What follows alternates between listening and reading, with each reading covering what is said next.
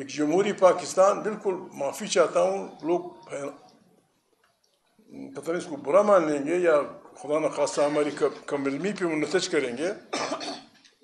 پاکستان ہمارا گھر ہے، پاکستان ایک کمرہ ہے، پشتو میں ہم منڈو کہتے ہیں، بہت لمبے اس میں.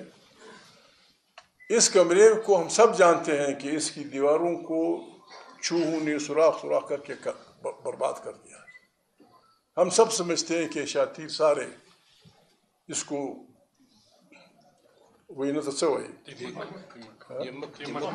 دیمک، ہم سب سمجھتے ہیں کہ اس کو دیمک کاشت ہے. انتظار یہی ہوگا، انتظار نقصان دہ ہم پر گر جائے گا. ہم نے اس کی تشکیل نو کرنی ہے، اور تشکیل نو وہی ہے کہ ان کی بالادستی کو ہوگی یا ہر ادارہ آئین کے دائرے میں اپنے اس میں ہوگا. منتخب پارلیمنٹ طاقت کا سرچشمہ ہوگی.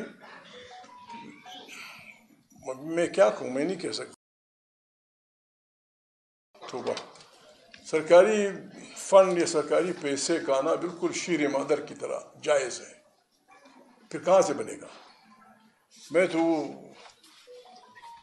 جتنے ہم خروج ہیں، میں تو وہ فگر ذہن میں لا نہیں سکتا کہ ہم کتنے مقروض ہیں، کتنے $1000 $1 ملین.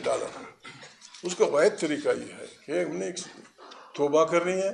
توبۃ النصوح ہم سب نے، سیاسیوں نے، فلانا نے. ابھی کل سے آپ دیکھ رہے ہیں ہمارے پرانے ساتھی کچھ کیا کہہ رہے ہیں.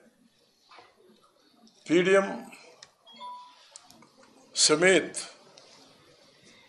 میرے دوست ہیں، میرے ساتھی ہیں، میں ان سے ابھی تک ساتھ ہوں. ہم نے مصلحت پسندی سے کام لے کر اس ملک کو بربادی کے راستے پہ ڈال دیا.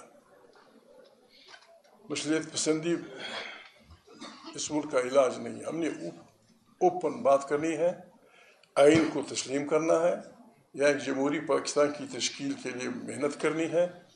بالکل یہ ملک بچ جائے گا، چل جائے گا. بہترین ملک ہے، دنیا جہان کی نعمتوں کا سے بڑا ملک ہے، بڑے بڑے دریاؤں کا ملک ہے، محنتی لوگوں کا ملک ہے.